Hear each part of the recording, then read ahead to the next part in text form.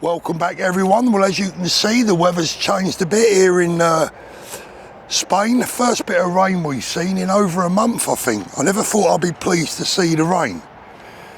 Right, a heartfelt video today, guys. Going to be covering a few topics and I'll go through them one by one. The first one is this, is that look, over the last couple of months since I moved to Spain, I'm going to be honest, I've taken some dog's abuse from people, right?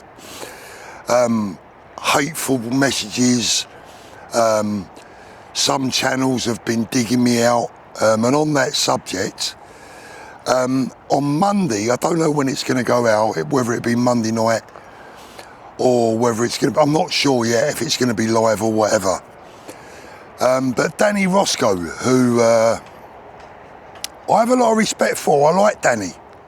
Danny's an activist, a YouTuber, a vlogger. He's a friend of Tommy's. He's a friend of the United Kingdom movement. I believe in probably 99% of what Danny believes in. He's one of the good guys. He's on our side, right? But Danny's chosen to do a couple of videos recently. Will I use the expression digging me out? Maybe not, I won't go that far, but critical. Let's just say they've been critical. And Danny's not the only one. And look, here's the bottom line. I'm going to go on Danny's show. I contacted Danny and said, Danny, I'd like to write a reply. He was very polite, welcomed me and said yes. So thanks for that, Danny. I look forward to being able to answer your criticisms of me and anyone else's criticisms. I don't mind criticism. It's the hatred and the nastiness that I find difficult to accept. The bottom line is, does it really matter where I live? Does it matter to you? If you have unsubscribed from my channel, and by the way, it's about 2,500 people have unsubbed from my channel, fair enough, that's their prerogative. I don't, I'm not moaning about that. That is their prerogative. But what that tells me is that these people are very fickle. They've unsubscribed to me because I've moved to Spain. Well, how does that change their life? Whether I'm fighting for the cause here or back at home in England, will it make any difference to their lives? Will it make any difference to the job that I'm doing? No. What those 2,500 people are really saying is, Fulpy, if you're happy, we're unsubscribing. I don't get it. I've moved here to get my family to safety. I'll tell you something now that nobody knows, and I'll tell you now, right? My second youngest granddaughter needed some surgery. She was unable to get it back in the UK. Yesterday, that surgery was completed here in Spain, thank God. Went really well, brilliant, nothing serious, but an operation in the mouth, not nice for an 8-year-old child. Surgery that she couldn't get done back in the UK has been successfully completed here in Spain. My daughter's happy, my wife's happy, my granddaughter is now had the op that she needed. People want to hate on me because I'm doing the best for my family. I've told you a million times before, family first, second, country third, right? So that's that out of the way. Now, I'm still working very hard for our cause, very hard. I spend 4, 5, 6 hours a day on the phone, speaking to people, trying to put people together, trying to do the right thing for all you guys back at home. And people say, oh, you've forgotten your roots, Fulpy, you've run off to Spain. Again, let me tell you something, right, about my past. I've been a very successful businessman. I've mixed with the hobnobs, right? I've mixed with professional footballers, boxers, movie people, people from the music industry.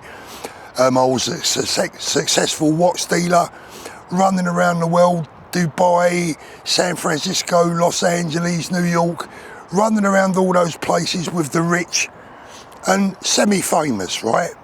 But the one thing that I never ever forgot was my roots. The one thing that I never deserted was my people and my background and where I came from and what I am.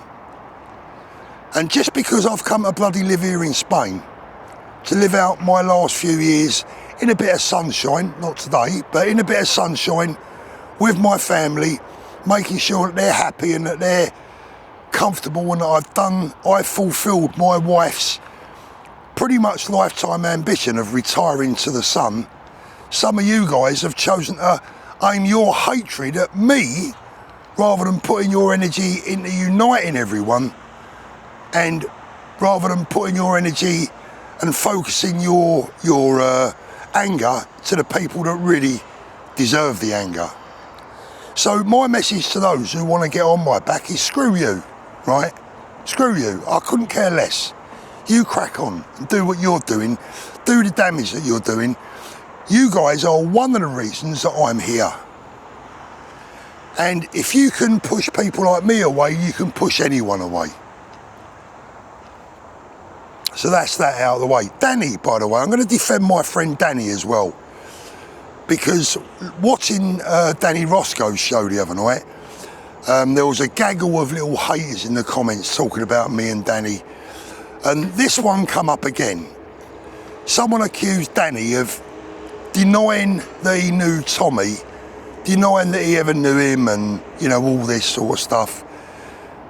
Total and utter lie. Let me clarify what Danny said. I'm talking about my Danny now, not Danny Rosco. Let me clarify what Danny Salmon said about Tommy. Because what he said was absolutely true, and Tommy himself would confirm this, I'm sure.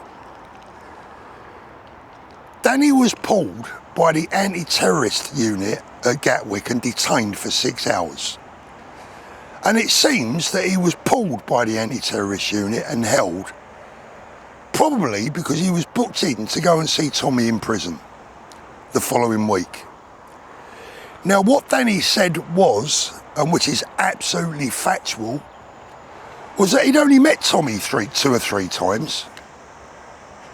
So he couldn't understand why the police, the anti-terrorist unit, had pulled him in. It's not like he was Tommy's best mate or he'd been part of any organisation. He was simply going to see him in prison after having met him a couple of times before. They obviously got on well. So instead of understanding Danny's explanation, people are going, oh, you're denying that you even know him, you're saying you hardly know him now and all that. Danny does hardly know him. What did you expect him to say? Oh yeah, he's my best mate, we go out drinking every Friday night. That would be bullshit. That would be a lie. It's like you getting pulled by the police because of your association. You've only met a couple of times. You go, well, I've only met the bloke a couple of times. That's a natural thing to say. So to say that he deserted him and tried to deny knowing him is just a deliberate shit-stirring lie, aimed at tarnishing Danny, aimed at tarnishing myself during that interview, which Danny Rosco also picked apart, by the way. I'll speak about this when I appear on Danny Rosco's show, because there's a lot of things that have been said that are just plain untrue, and even those that do have a point are unfair. Now, I understand that people might be a bit fed up that I've left the country. They feel that I should be fighting from home. Well, that's fair enough. I'll accept that criticism. Gracefully, I will accept that criticism and I will understand it. What I ask in return is that you understand, is it makes no difference where I fight the calls from. If I flew home tomorrow, Keir Starmer will still be Prime Minister. If I flew home tomorrow, there still won't be a general election next week. If I flew home tomorrow, your lives and our calls will be no better off. So it's just a few people being absolutely nasty towards myself and to Danny, who, by the way, has already lived in Spain for nearly 5 years. Get a grip. So the bottom line is, I've had the chance to put my working class roots behind me on many occasions and for many years, and I've always refused to do so. Don't anyone dare tell me that just because I now live in Spain, that I have to put my working class roots, my people, my love for my country to one side, because it ain't going to happen. Second thing, briefly, King Charles, what a bloody disappointment. His mother must be turning in her grave. A descendant of our greatest monarch ever, in my humble opinion, Queen Victoria. Charles has let the nation down. No borders. Where is this man coming from? I tell you what, I've always been a royalist. I'm certainly a believer in the Union. But I tell you what, he ain't my king. And the sooner he's gone, I don't mean passed away, but the sooner he's no longer our monarch, the better as far as I'm concerned. I only hope his son has a bit more about him than Charles has. Another quick one. A friend of mine tried to book a holiday to Turkey last week. I don't know why he'd want to go to Turkey at the moment, but there you go. A friend of mine tried to book a holiday to go to Turkey and was told that the government's advice at the moment is Turkey's not the best place to go, and you should certainly not go anywhere near 10 kilometres of the Turkey-Syria border. So the government's own advice when it comes to safety for people of the United Kingdom is not to go within 10 kilometres of the Turkish-Syria border. Which begs the question, why are they allowing the Turkish-Syrian border to come to a village and a hotel near you? Does it make sense to you? Because it doesn't make any sense to me. Next up is Tommy. Now, I don't know if you've seen the video where Tommy apologises to a lot of people for not getting back to him recently. It's raining quite heavy now, it's lovely. He's not been in a great place. He admits that himself, and I'm sure we all wish him well, and you know, hopefully he can get his head back in the right place. But he did message me yesterday, he contacted me yesterday and asked me about the 13th of September. Now here's the deal. I will promote the 13th of September, I will support the 13th of September, I will push it to death, because I 100% back everything about the 13th of September. Will I be there? Well, I don't know. I don't know if I'm welcome anymore. I know that Tommy's made me welcome. I know that there have been many people there that will make me welcome, but judging by the comments recently and the way that a lot of people have turned on me for no good reason, I don't know that I want to be there anymore. So that's really up to you guys.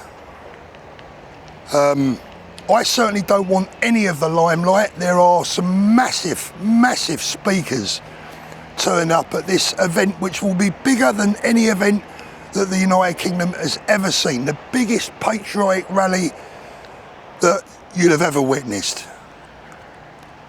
So I don't need to be there. It won't make any difference if I'm there or if I'm not. I will support it, back it, promote it, and get as many people to turn up as possible. Would I like to be there? Of course I would. But I don't know that if I deserve to be there. I don't need any credit. I don't want any credit. I just want it to succeed. So that's the situation with me where September the 13th is concerned. Lastly for today, Habib.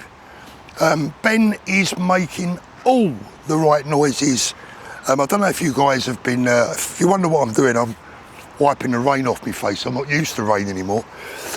Ben has been knocking out some absolutely fantastic interviews. I'm going to have Ben back on the show before too long, all being well. But Ben has been putting out some unbelievable interviews. Ben is the man as far as I'm concerned. Tommy this morning has tweeted that he knows the people behind Ben's new party, and Tommy's own words were they're some of the best people he's ever met during his activism. That is a wonderful endorsement as far as I'm concerned. On the Rupert Lowe situation, whether I didn't make myself quite clear enough the other day, I support Rupert Lowe. Of course I support Rupert Lowe. Of course I support him. What I said was, I was disappointed that him and Ben hadn't launched together. Now, a lot of people are saying, oh, you know, Paul, you're wrong. This is a cunning plan. They're going to meet up in the middle somewhere down the line. Well, that may be the case. They may well do. But I can tell you that that's not the plan. Ben and Rupert were not quite aligned in their vision to move forward. So at the moment, they're not together. And I find that disappointing when we have two great patriots, one of whom is an MP, one of whom I think would make the finest Prime Minister we've ever had. Either one would make the best Prime Minister we've ever had. I'm disappointed that they're not together right now and helping us unify. Because I look forward to the day when we wake up to a press conference where every single important person, well-known celebrity, YouTuber, commentator, activist, I look forward to the day when I wake up and find a press conference to find that everyone has united. Because united we will win, divided we won't. It's as simple as that for me. I never ever thought I'd stand in the rain and think, wow, that is beautiful. Right guys, as always, love to you all. I sincerely mean that. And again, for those out there that say, oh, you know, it's all about the money, 4P, you're just a grifter, you're just interested in the money. Let me tell you now that since I left for Spain, my YouTube income has dropped by 2/3. And you know what? I don't care if it drops another 2/3. I do this because I genuinely care, and it's a passion. And I genuinely care about you and your families. And no one, no troll, no hater, no horrible individuals are going to ever stop me from caring about the things that I love. That includes my family, that includes my country, that includes the working class people of the United Kingdom, and that includes you if you're watching this, supporting me. God bless you all. I'll speak to you again soon.